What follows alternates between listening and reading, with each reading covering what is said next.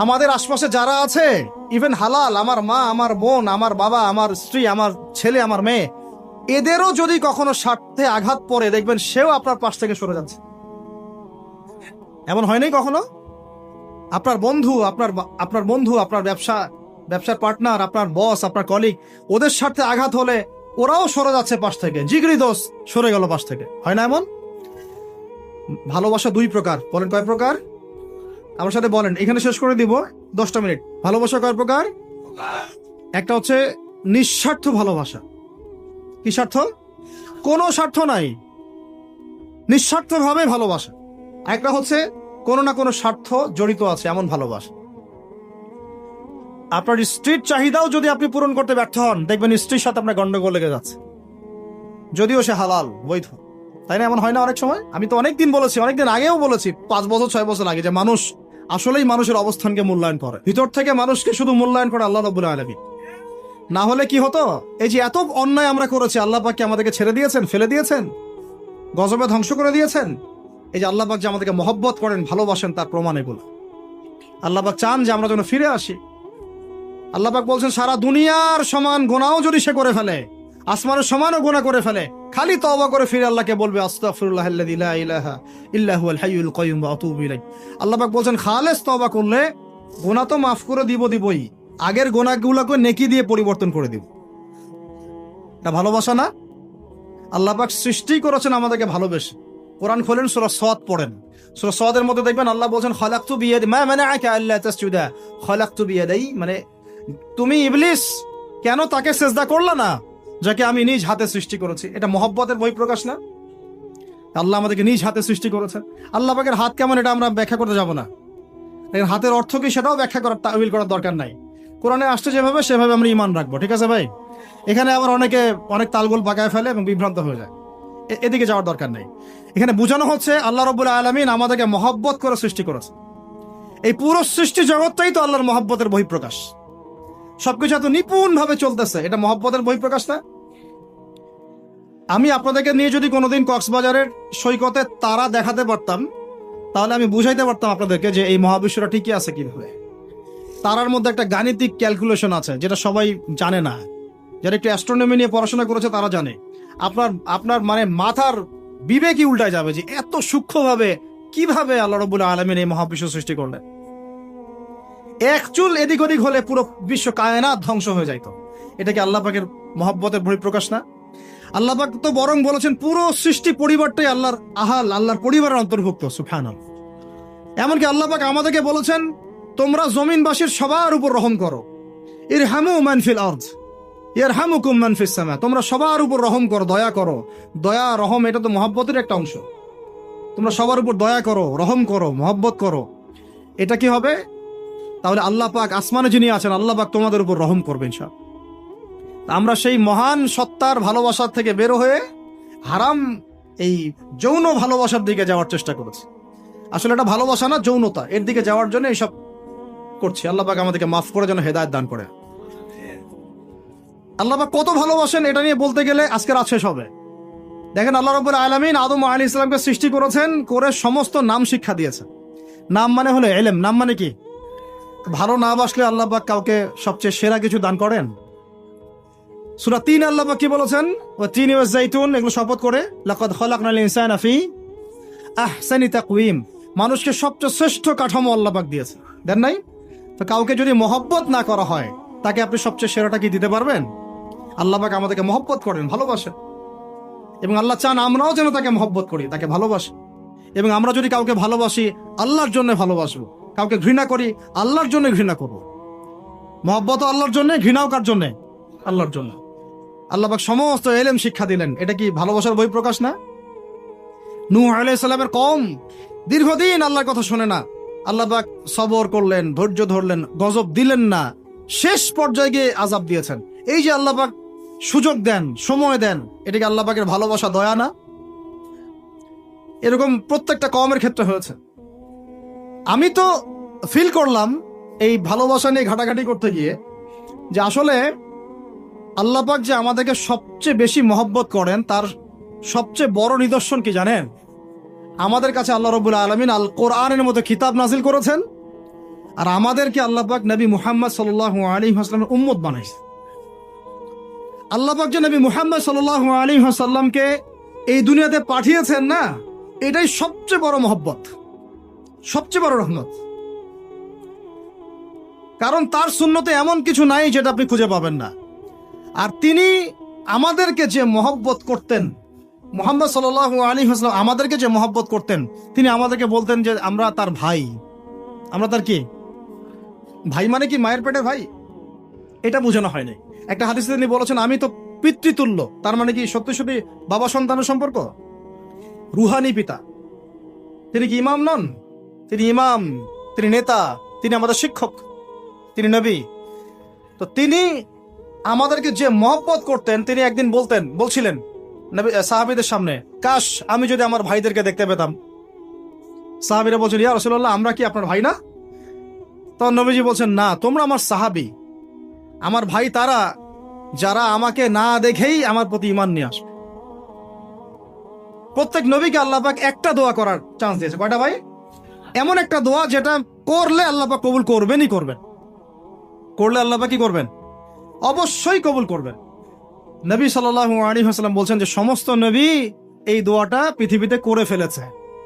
তা আমি এই দোয়াটাকে মুলতবি রেখেছি যে কাল কিয়ামতের মাঠে আমি আমার উম্মতের জন্য সুপারিশ করব ইনশাআল্লাহ। এবং নবী সাল্লাল্লাহু আলাইহি ওয়াসাল্লামের সুপারিশে বহু কবিরা গুনাহগার মুসলমান যারা জাহান্নামের ফয়সালা হয়ে গেছে, তাদেরকে আল্লাহ পাক কিছুটা শাস্তি ভোগ করালে হলেও আবার জান্নাতে নিয়ে আসবেন ইনশাআল্লাহ। তো তিনি আমাদেরকে মহব্বত করেন না? করতেন না? চিন্তা করেন তাহলে আমরা তার দিনকে কি মহব্বত করলাম, আমরা তার হুকুম হাকামের বিধিবিধান সুন্নতের কি মহব্বত করলাম। চিন্তা করেন। একটা হাদিসে নবীজি স্পষ্ট করে বলছেন এটা আমাদের জন্য একটা কষ্টি পাথর। এটা একটা কি কষ্টি পাথর। তিনি বলছেন কেউ ততক্ষণ পর্যন্ত প্রকৃত মুমিন হতে পারবে না যতক্ষণ না আমি মুহাম্মদ সাল্লাল্লাহু আলাইহি ওয়াসাল্লাম তার কাছে তার সন্তান, তার পিতা, এমনকি সমস্ত মানব জাতি থেকে বেশি প্রিয় না হচ্ছে। আর আমরা যারা আগামীকালকে এইটার প্রিপারেশন নিয়েছি, আসলে কি আমাদের কাছে নবী প্রিয় বেশি না আমাদের দুনিয়ার স্বার্থ বেশি প্রিয়? যারা এগুলো করবে তাদের কাছে কি সত্যি নবী প্রিয়? তাহলে তারা করতে পারতো না। যদি নবী আমাদের কাছে সবচেয়ে বেশি প্রিয় না হয়, আমরা মুমিন হতে পারছি না।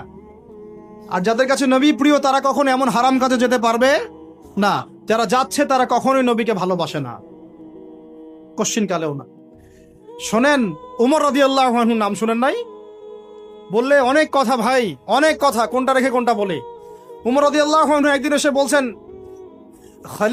খলিফাতুল মুসলিমিন, মুসলিমদের তিনি খলিফা। জান্নাতের সুসংবাদপ্রাপ্ত 10 জন সাহাবীর একজন। জান্নাতের সার্টিফিকেট পেয়েছেন পৃথিবীতে কয়জন সাহাবী? একটা হাদিসে একসাথে 10 জন। ওই 10 জনের অন্যতম একজন, যিনি এমন শাসন ব্যবস্থা পৃথিবীতে প্রতিষ্ঠা করেছিলেন যার মতো মিসাল এখন পর্যন্ত পৃথিবীতে আর দেখা যায় নাই। একটা হাদিসে আসছে যে রাস্তা দিয়ে ওমর হাঁটে ওই রাস্তা দিয়ে শয়তান হাঁটে না। কি বুঝলেন? শয়তান যদি দেখে ওই যে ওমর, ও আর ওই যাবে না ওই রাস্তার মধ্যে। এই হচ্ছে ওমর ইবনুল খাত্তাব।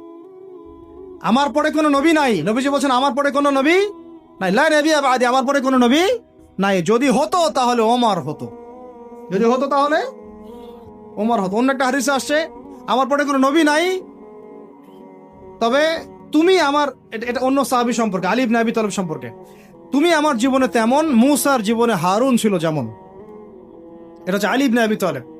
তো এখানে কথা হচ্ছে ওমর রাদিয়াল্লাহু আনহুর মতো মানুষ নবীর কাছে এসে বলছেন সাল্লাল্লাহু আলাইহি ওয়াসাল্লাম, ইয়া রাসূলুল্লাহ ওয়াল্লাহি লা উহিব্বুক, আল্লাহর কসম করে বলছি আমি আপনাকে অনেক মহব্বত করি, ইল্লা মিন নাফসি, আমার নফসের চেয়ে বেশি না। মানে আমি আমার জানের চাইতে আপনাকে বেশি মহব্বত করি না। কথা কি বুঝতে পারতেন কি? মানে আমি আপনাকে অনেক মহব্বত করি ইয়া রাসূলুল্লাহ, সবকিছু থেকে বেশি মহব্বত করি, কিন্তু আমার নিজের জানের চেয়ে বেশি না। নবী সাল্লাল্লাহু আলাইহি ওয়াসাল্লাম বলেন, লা ইয়া ওমর, এখনো মুমিন হওনি ওমর। কাকে বলছেন? কাকে বলছেন? জান্নাতের সার্টিফিকেট প্রাপ্ত একজন মানুষকে। লা ইয়া ওমর, এখনো হওনি। তখন নবী সাল্লাল্লাহু আলাইহি ওয়াসাল্লামকে তিনি একটু পর আবার বলছেন, ইয়া রাসূলুল্লাহ ওয়াল্লাহি আলান, এখন লা হাব্বা ইলাইয়া মিন কুল্লি শাই হাত্তা মিন নাফসি, এখন থেকে আপনি আমার কাছে সবচেয়ে বেশি প্রিয় সবকিছু থেকে, এমনকি আমার নফসের থেকেও বেশি প্রিয়। তখন নবীজি বলছেন, আলান ইয়া ওমর, হ্যাঁ এখন ওমর, এখন তুমি মুমিন হলে। তাহলে যারা আমরা নবীর সুন্নতের খেলাফ এইসব অপসংস্কৃতি, নোংরামি, জেনা, ব্যভিচার, কনসার্ট, নাটক, সিনেমা, পরকিয়া, এইসব তথাকথিত ভালোবাসা দিবস, এই জেনা দিবসগুলো পালন করছি, আমরা কি আসলেই নবীকে ভালোবাসি? আমরা কি সত্যি আল্লাহকে ভালোবাসি? আল্লাহ পাক আমাদেরকে বোঝার তৌফিক দান করে নেন, জাহিলিয়াত থেকে ফিরে আসার তৌফিক দান করে। এরকম প্রচুর ঘটনা। ভালোবাসা তো এগুলোর নাম। ভালোবাসা কাকে বলে জানেন? সাহাবীরা বাসায় যেতেন, আবার দৌড় দিয়ে আসতেন নবী সাল্লাল্লাহু আলাইহি ওয়াসাল্লামের চেহারাটা একটু দেখার জন্য। এটা নাম ভালোবাসা। আপনারা যদি উমরা করতে যান, হজ করতে যান, দেখবেন বারবার আপনার নবীর রওজায় গিয়ে সালাম দিতে মন চাইবে, যে আরেকবার দেখা করে আসি, আরেকটু দেখা করে আসি, আরেকবার সালাম দিয়ে আসি। ভালোবাসা, কোনো স্বার্থ আছে এখানে? নবী সাল্লাল্লাহু আলাইহি ওয়াসাল্লাম কি আমাদের কাছে কোনো স্বার্থ দাবি করেছেন? আল্লাহ করেছেন। এগুলো ভালোবাসা। এই ভালোবাসা হলো প্রকৃত ভালোবাসা। আর এগুলো যেটা চলছে এটা হচ্ছে যৌনতা। এগুলো কি চলছে? যৌনতা। ভালোবাসার নাম দিয়েছে এখন যৌনতা। এগুলো ভালোবাসা না, এগুলো পাশবিকতা, প্রবৃত্তির দাসত্ব। প্রবৃত্তি মানে মন যা চাই তাই করতে চাচ্ছে। আপনার মন চাইছে একটা মেয়ের সাথে রাত কাটাবেন, এটাকে আপনি ভালোবাসা নাম দিলেন, কিন্তু এটা হচ্ছে ভালোবাসা না, এটা কি প্রবৃত্তি, পশুত্ব, দাসত্ব, পশুত্বের দাসত্ব করছেন। আল্লাহ পাক আমাদেরকে কথাগুলো বোঝার তৌফিক দান করে। এরকম সাহাবীরা কত ত্যাগ করেছেন। তালহা রাদিয়াল্লাহু আনহুর নাম শোনেন না অনেকেই। নবী সাল্লাল্লাহু আলাইহি ওয়াসাল্লাম উহুদ যুদ্ধের দিন সংকটময় একটা অবস্থায় ছিলেন। তালহা রাদিয়াল্লাহু আনহু একা নবী সাল্লাল্লাহু আলাইহি ওয়াসাল্লামকে ঢাল হিসেবে পিঠ পেতে দিয়ে আসেন, উনার দিকে কোনো তীর যেন আসতে না পারে। শেষে দেখা গেল তার গায়ের মধ্যে 40 থেকে 50টা তরোয়ারের আঘাত আছে, তীরের খোঁচা আছে, বর্ষার খোঁচা আছে। এই অবস্থায় তিনি নবীকে কাঁধের মধ্যে নিয়ে উহুদ পাহাড়ে উঠেছেন নবীকে সেভ করার জন্য। এটা ভালোবাসা। এটা কি? কোন স্বার্থে? কিসের স্বার্থে? দুনিয়ার স্বার্থে? জান্নাতের স্বার্থে। একজন সাহাবী বাড়ি নির্মাণ করেছেন, তো নবী সাল্লাল্লাহু আলাইহি ওয়াসাল্লাম দেখে একটু খালি, মানে হয় না, তুমি কে, কার বাড়ি এটা? বললেন আচ্ছা অমুক সাহাবীর বাড়ি। নবীজি একটু ভ্রু কুঞ্চিত করলেন, পছন্দ করলেন না, কিছু মুখে বলেন নাই, মুখে কিছু বলেন নাই, খালি একটু অসন্তুষ্ট হয়েছেন, এক্সপ্রেশন দেখতে বোঝা যাচ্ছে। তখন ওই সাহাবীকে জানানো হলো, তোমার বাসার সামন দিয়ে তো আল্লাহর নবী সেদিন হেঁটে গেলেন, তারপরে আমার বাসা দেখে, তোমার বাসা দেখে আল্লাহ নবী সাল্লাল্লাহু আলাইহি ওয়াসাল্লাম একটু অসন্তুষ্টি প্রকাশ করেছিলেন, মুখে কিছু বলেন নাই, এক্সপ্রেশন ছিল একটু অসন্তুষ্টিমূলক। 3 দিনের মধ্যে সেই বাড়ি ভেঙে গুড়িয়ে দিয়েছে। যে বাসা দেখে আল্লাহ নবী সন্তুষ্ট হন না, আমি বাসা রাখবই না। ভালোবাসা কিসের জন্য? কার জন্য? কার স্বার্থে বলেন? আল্লাহর জন্য, জান্নাতের জন্য, আল্লাহর স্বার্থে, আল্লাহর জন্য। কতগুলো বলে শেষ করবো আপনাদেরকে। সাদ বিন আবি ওয়াক্কাস রাদিয়াল্লাহু আনহু উহুদ যুদ্ধের দিন এইরকম করে তীর নিক্ষেপ করছেন। আল্লাহ নবী বলছেন, ইয়া সাদ, হে সাদ, তীর ছুড়ো, তোমার জন্য আমার পিতামাতা কুরবান হোক। আশপাশে 9 জন ছিল, তার মধ্যে একজন করে শহীদ হতে শেষে 2 জন বেঁচে থাকলো, সাদ বিন আবি ওয়াক্কাস, তালহা বিন উবাইদুল্লাহ রাদিয়াল্লাহু আনহু। এগুলো তারা কেন করেছেন? ভালোবাসার জন্য। ভালোবাসা এগুলোর নাম। কতগুলো বললে শেষ করবো আপনাদেরকে বলেন। নবী সাল্লাল্লাহু আলাইহি ওয়াসাল্লামের কাছে একজন সাহাবী আসেন ইসলাম কবুল করতে এসে হাতের মধ্যে কিছু বালা, আংটি থাকে না, এগুলো ছিল, এগুলো খুলে ফেলে দিয়েছেন নবী সাল্লাল্লাহু আলাইহি ওয়াসাল্লাম, খুলে ফেলে দিয়েছেন। তো একটা খুব দামি সোনার আংটি ছিল। ফেলে দেওয়ার পরে অনেকে বলছে, তুমি তো এখন মুসলিম হয়েছো, ইসলাম কবুল করেছো, তো আচ্ছা ঠিক আছে, ওইটা না হয় নবীজি পড়তে নিষেধ করেছেন, তুমি ওইটা নিয়ে বিক্রি করে দাও, বিক্রি করে না হয় ওই টাকা দিয়ে অন্য কিছু করো। উনি বলছেন, কখনো না, আমার হাত থেকে আল্লাহ নবী খুলে একটা জিনিস ফেলে দিয়েছেন, আমি সেটা আবার নিতে যাবো? কিসের জন্য এগুলা? এটা ভালোবাসা, মুহাব্বত। আল্লাহ পাক এটাই কোরআনে বলছেন যে, কুল, আপনি হে নবী আপনি বলে দিন, ইন কুনতুম তুহিব্বুন আল্লাহ, তোমরা যদি আল্লাহকে মহব্বত করেই থাকো, আল্লাহকে সত্যিকার অর্থে ভালোবেসেই থাকো, ভালোবাসা দাবি করেই থাকো, ফাত্তাবিউনি, তাহলে নবীর আনুগত্য করো, ইউহিব্বুকুমুল্লাহ, তখন আল্লাহ তোমাদেরকে ভালোবাসবে, ওয়া ইয়াগফির লাকুম যুনুবাকুম, তোমাদের সব গুনাহ আল্লাহ মাফ করে দিবেন, আল্লাহু গফুরুর রহিম। এই হলো ভালোবাসা। ভালোবাসা মানে কি? ভালোবাসা মানে হচ্ছে আসসামু ওয়া তাআ, আমি নবী এবং আল্লাহ এবং তার রাসূলের কথা শুনবো এবং আনুগত্য করব, শুনবো, এবং এর নাম ভালোবাসা। শুনবো, আনুগত্য করবো। তাহলে আমরা কি শুনবো, কি আনুগত্য করবো? আমাদেরকে প্রথমে কোরআন পড়তে হবে, কোরআনের অনুবাদ জানতে হবে, কোরআন অনুযায়ী জীবন করতে হবে, 5 ওয়াক্ত নামাজ পড়বো ইনশাল্লাহ, হালাল খাবো, জাকাত দিব, রমজানের সওম রাখবো, নবীর সুন্নাহ অনুযায়ী জীবনযাপন করব, এবং সুন্নাহ বিরোধী, কোরআন বিরোধী, ইসলাম বিরোধী কোনো কাজে আমি লিপ্ত হব না। এই তো ভালোবাসা। এই ভালোবাসা যদি বহিঃপ্রকাশ ঘটাতে আমরা ব্যর্থ হই, নিজেও ধ্বংস হব, পরিবারও ধ্বংস হবে, আমাদের পরের প্রজন্মও ধ্বংস হবে, সমাজও ধ্বংস হয়ে যাবে। আমরা নবী সাল্লাল্লাহু আলাইহি ওয়াসাল্লামের শেখানো রাস্তার বাইরে যাব না ইনশাআল্লাহ। আমরা আল্লাহ রাব্বুল আলামিনের মহব্বত শুধু মুখে দাবি করবো এমন না, কাজে প্রমাণ করবো ইনশাআল্লাহ। আমরা তার রাসূলের মহব্বত শুধু মুখে দাবি করব না, কাজে প্রমাণ করবো ইনশাআল্লাহ। আল্লাহ এবং তার রাসূলের বিরোধী কোনো কাজে আমি কোনোদিনও লিপ্ত হব না ইনশাআল্লাহ। আমাদের ইয়াংদের মূল প্রবলেম এটা, একটা সামনে কিছু দেখলেই দৌড় দেওয়া শুরু কর, আর দাঁড়াও রে ভাই, দেখো এটা কার, কোত্থেকে আসছে, এর সাথে আমাদের কোনো সম্পর্ক আছে কিনা, এটা আমাদের সংস্কৃতি কিনা, এটা করলে আল্লাহ আবার আমাকে ধরবে কিনা, রাসূল আবার আমার উপর রাগ হবে কিনা কিয়ামতের মাঠে, আমার আমল নামে আবার গুনাহ জন্মাবে কিনা, এগুলো হিসাব আমি কেমন করে দিব, এই চিন্তা করতে হবে না? তুমি তো ভাই মুসলিম পরিবারের যুবক, মুসলিম পরিবারের যুবতী, তোমাদের দ্বারা তো এটা আশা করা যায় না। অন্যরা করুক, সেটা না হয় আলাদা বিষয়, আমরা ওগুলো দেখতেও চাই না কে কি করে। 1993-তে এটা বাংলাদেশে আসে, আবার বাংলাদেশে আবার ডাবল জাহেলিয়াত আসছে, কিরকম, যেটা আবার অন্য কান্ট্রিতে আসে নাই। বাংলাদেশে এই দিনে আবার আরো একটা দিবস একসাথে, ওটার নাম পহেলা ফাল্গুন। কি নাম বলেন? এই দুইটা মিলে এখন উদযাপন হবে কালকে থেকে। তো এই উদযাপন করতে আপনাদের সাগর পারে সব ভিড় জমায় ফেলছে, হোটেল সব বুকড, 3 গুণ 4 গুণ ভাড়া। মাশাআল্লাহ, আপনারাও তো যারা হোটেল মালিক আছেন এই সুযোগ লুফে নিচ্ছেন। হ্যাঁ, ব্যবসা বেশি হবে, তারপরে খাওয়া দাওয়ার হোটেলের প্রাইস বেশি হবে। শোনেন, একটা হারামকে কেন্দ্র করে যা কিছু অর্জন করবেন সব হারাম। একটা হারামকে কেন্দ্র করে যা কিছু অর্জন করবেন আপনি সবই হারাম। বরং এখন আপনার বলা উচিত ছিল, ইমানদার হলে, আমার হোটেল আজকে বন্ধ, আমি এই দিবস উপলক্ষে ভাড়া দেই না। সাগরের সামনে তারা এগুলো করতেছে, সাগরের এক একটা ঢেউ এটা সাক্ষী থাকতেছে। এই সাগরের এক একটা ঢেউ, যে ঢেউ আল্লাহর হুকুমে আসে, আল্লাহর হুকুমে চলে। আপনি ইমানদার মানুষ, আল্লাহর বান্দা, আল্লাহর মুমিন বান্দা, আপনার জন্য আল্লাহ সাগরের তলদেশে অসংখ্য নিয়ামত রিজিক দিয়ে দিয়েছেন, আমাদের জন্য দিয়েছেন, ওকে আমাদের অনুগত করে দিয়েছেন। দাঁড়ান আপনি তার সামনে, ও বিনয়ের সাথে আপনার পা ধুয়ে দিবে। সাগর বিনয়ের সাথে আপনার কি করবে?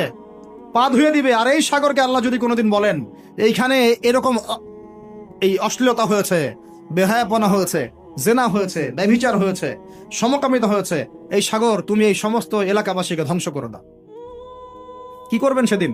ঠেকাতে পারবেন? আমি কাউকে সন্তুষ্ট করার জন্য কথা বলছি না, আর কারো অসন্তুষ্টির পরও আমি করছি না।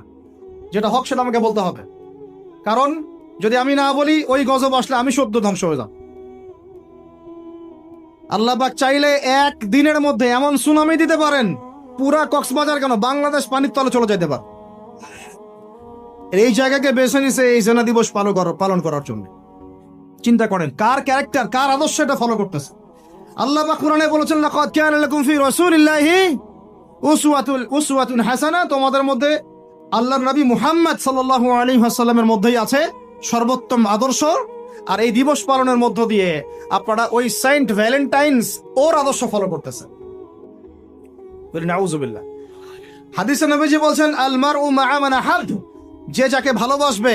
অন্য হাদিসে আসছে যে কম যার সাদৃশ্য অনুসরণ করবে তার সাথেই তার হাসর হবে। তাহলে আপনারা তার সাথে হাসরের প্রিপারেশন নিতে থাকেন।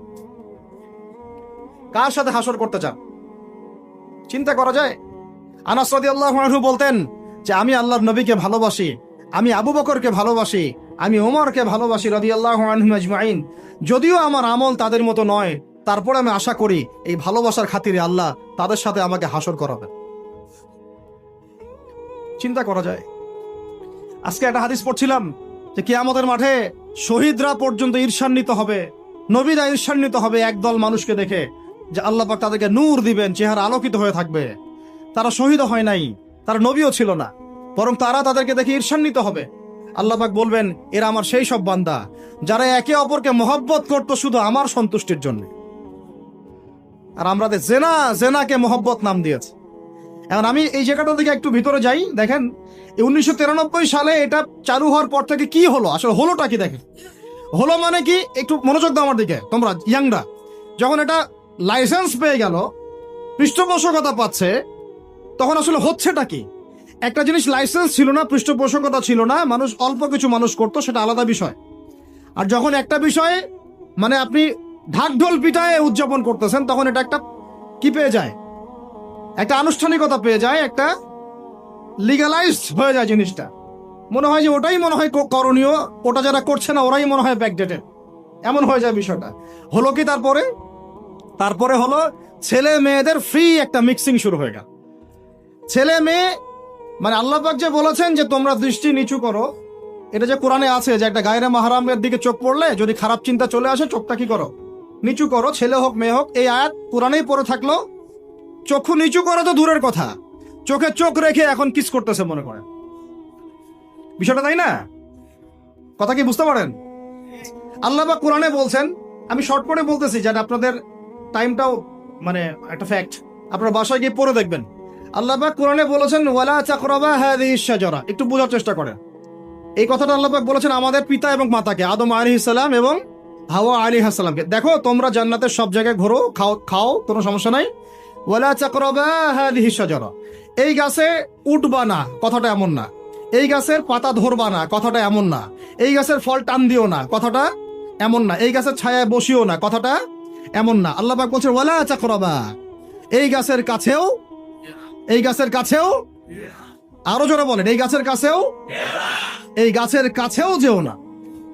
ফল খাওয়া তো দূরের কথা, গাছে উঠা তো দূরের কথা, গাছের নিচে বসা তো দূরের কথা, কাছেও সেম কথা আল্লাহ পাক সূরা বনী ইসরাঈলের মধ্যে বলছেন ওয়ালা তাকরাবুজ জিনা, তোমরা জিনার কাছেও। বলা হয় নাই যে তুমি দেখা সাক্ষাৎ করো না, ভ্যালেন্টাইন্স ডে পালন করো না তথাকথিত, তুমি ওর হাত ধরো না, তুমি ওর দিকে খারাপ নজরে তাকিও না, তুমি ওকে কিস করো না, তুমি সব করো কিন্তু মানে বিশেষ কাজটা করো না, তার সাথে অন্তরঙ্গ মিলিত হয়েও না, এগুলো বলা হয়নি। কি বলা হচ্ছে? ওর কাছেও। আর আমরা এখন কাছে যেও না আল্লাহ কোরআনে বলেছেন, আর সমাজ বলতেছে এটাই হলো কাছে আসার গল্প। এটা কি কাছে আসার? তাহলে কোরআন একদিকে যাচ্ছে, সুন্নাহ একদিকে যাচ্ছে, আপনার ইসলাম একদিকে যাচ্ছে, আল্লাহ একদিকে, রাসূল একদিকে, সমাজ। তাহলে নিঃসন্দেহে এই সমাজের উপর আল্লাহর বরকত নাজিল হবে, আল্লাহর রহমত আসবে। এটা বোঝার চেষ্টা করেন। এরপরে কি হলো? 93 পর থেকে ফ্রি মিক্সিং বেড়ে গেল। এখন দিবস পালন, আপনি তো পরিবারের পিতামাতাও মেনে নিচ্ছে যে আরে এটা তো ছেলে মেয়েরা এখন করেই, সমস্যা কি? ফ্রি মিক্সিং বেড়ে গেল। ফ্রি মিক্সিং বাড়া মানে জেনা বাড়া। এখন অবৈধ সম্পর্ক বেড়ে গেল, কেউ এটাকে জেনা মনেই করবে না। জেনা হয়ে গেল সহজ, একদম সহজ। যে জেনার কারণে সমাজে এমন মহামারী নেমে আসে, এমন রোগ নেমে আসে যেটা আগে কখনো ছিল না। কে টিকতে পারছে? ফেরাউন টিকতে পারছে? নমরুদ টিকতে পারছে? কে টিকতে পারছে পৃথিবীতে? আদ জাতি, সামুদ জাতি, কওমে নূহ, কওমে শুআয়ব, কে টিকতে পারছে? এখনকার নব্য যারা ফেরাও, নব্য নমরুদ, নব্য আবু জাহেল, এরাও টিকতে পারবে? কোশ্চিন কালন। দেখেন তারপরে ফ্রি মিক্সিং বেড়ে গেল, প্রেমিক প্রেমিকা, কপতি, যুগল বিনিময়, যুগলবন্দি হচ্ছে। তারপরে জেনা বেড়ে গেল, পরকীয়াও বেড়ে গেল। জেনাও বেড়ে গেল, পরকীয়াও বেড়ে গেল। অথচ কোরআন বলছে জেনা করলে কোরআনের শাস্তি হচ্ছে 100 বেত্রাঘাত দিতে হবে। কতটা? আর ওইটা আপনি দিবস পালন করতেছেন এখন।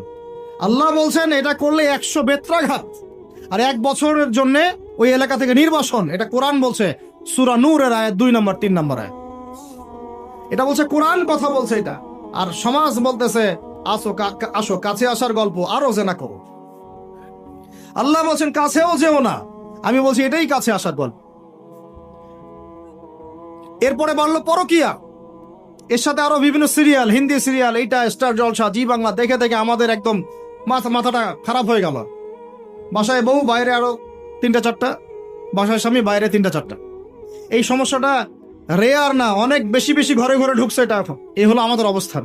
এরপর আমরা দাবি করতেছি আমরা মুসলমান, আমরা মানে মরার সাথে সাথেই জান্নাতে চলে যাবো। নাউযুবিল্লাহ। চিন্তা করা যায়? আমরা দাবি করতেছি আমরা মুহাম্মদ সাল্লাল্লাহু আলাইহি ওয়াসাল্লামের উম্মত, আমরা তার হাতে হাউজে কাউসারও চাই, তার সুপারিশও মানে প্রত্যাশা করি, আর পুরো জীবনটা উপর থেকে নিচ পর্যন্ত তার বিরুদ্ধাচরণ করে চালাচ্ছে। এটা আমাদের দেশে 1993 থেকে শুরু হয়। ভালোবাসা মানে কি?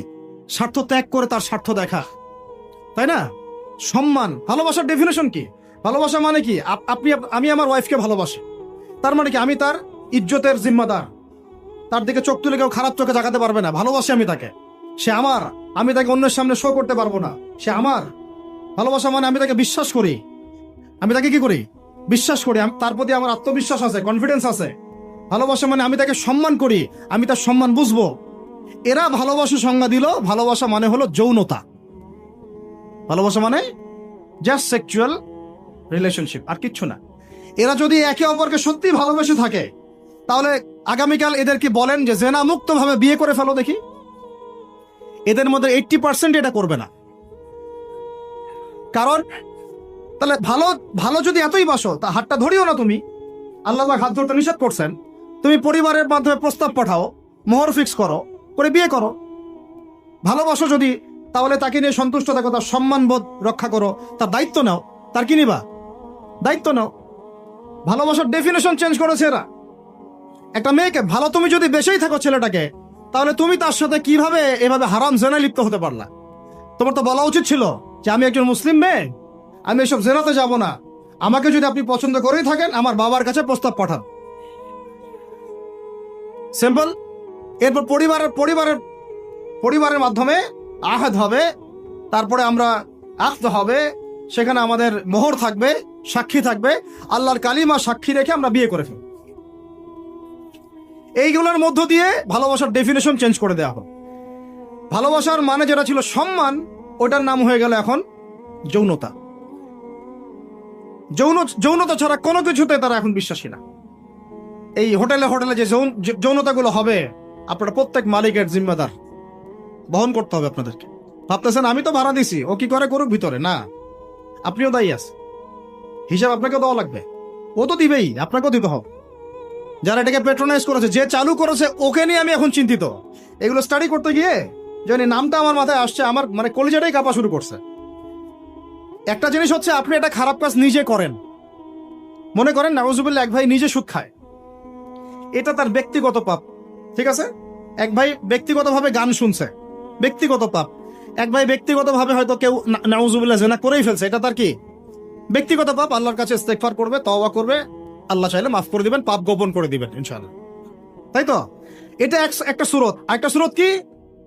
আমি সুদ নিজে খাইছি, আরো লক্ষ কোটি মানুষকে খাওয়াইছি। আমি জেনা নাউজুবিল্লাহ সে নিজে করছে, অন্য আরো লাখ লাখ মানুষ, যুবক যুবতীকে জেনাতে উৎসাহিত করতেছে। নিজে গান শুনছে, মানুষকে শোনাচ্ছে, নিজের মৃত্যুর পরেও সেই গান বাজতেছে। এটা হচ্ছে গুনাহে জারিয়া। এটা কি? গুনাহে জারিয়া। তাহলে একটা গুনাহ নিয়ে আদম আলাইহিস সালাম যদি এত বছর কান্নাকাটি করেন, ইব্রাহিম আলাইহিস সালাম কিয়ামতের মাঠে যদি বলেন আমি পারবো না সুপারিশ করতে, নূহ আলাইহিস সালাম যদি বলেন আমি পারবো না সুপারিশ করতে, ঈসা ইবনে মারইয়াম, মুসা আলাইহিস সালাম তারা পর্যন্ত বলবেন আমি আজকে আল্লাহ পাকের সাথে কথা বলার সাহস রাখি না। আর এই যারা গুনাহে জারিয়া চালু করে দিল, এদের কি অবস্থা? আল্লাহ পাক আলহামদুলিল্লাহ আমাদেরকে এই জাহিলিয়াত থেকে বের হয়ে আসার তৌফিক দিয়েছেন। এই শুকরিয়াটা আমরা আদায় করে কিয়ামত পর্যন্ত শেষ করতে পারবো। আর আমাদের দায়িত্ব অন্য ভাইদেরকে ফেরানো, বুঝানো, শেখানো, জানানো। ইনশাআল্লাহ আল্লাহ চান তো এই প্রজন্ম ফিরে আসবে ইনশাআল্লাহ। এই কথাগুলো সবার কাছে প্রচার করবে। সবচেয়ে বেশি ভালোবাসেন, মহব্বত করেন আমাদেরকে আমাদের রব। কে ভালোবাসে আমাদেরকে? আল্লাহ ছাড়া আসলে ভালোটা বাসেই বাকে। আমরা যে পবিত্র সম্পর্কের কথাও বললাম, এই যে স্বামী স্ত্রীর সম্পর্ক, স্বামী স্ত্রীর মধ্যে মহব্বত, পবিত্র সম্পর্ক, এটা হালাল, বৈধ। আল্লাহ পাক বৈধতা দিয়েছেন, কারণ আমাদের প্রবৃত্তির চাহিদা আছে। এই চাহিদা পূরণের জন্য আল্লাহ পাক আমাদেরকে হালাল ভাবে বিয়ে করতে বলেছেন। সমাজ বিয়েটাকে কঠিন করে ফেললো, আর জেনাটাকে সহজ করে ফেললো। বিয়ে কঠিন হয়ে গেল, এরা এখন বিয়ে করতে পারবে না চাইলে। বলেছি আমি, কোরআন একদিকে, সুন্নত একদিকে, ইসলাম একদিকে, সমাজ, এই সমাজের তাকদির খারাপ। এভাবেই নবী সাল্লাল্লাহু আলাইহি ওয়াসাল্লাম পেরেশান ছিলেন কিভাবে সমাজের মানুষকে ফেরানো যায়। আজকে আমরাও পেরেশান। আল্লাহ পাক সবার আগে আমাকে ইসলাহ দান করেন, আমার পরিবারকে দান করেন, আমাদের প্রত্যেক দিনই ভাই বোনকে দান করেন, এবং ইস্তেকামাত দান করেন। আল্লাহুম্মা সাব্বিতনা ওয়াজআলনা হাদিয়ান ওয়া মাহদিয়া।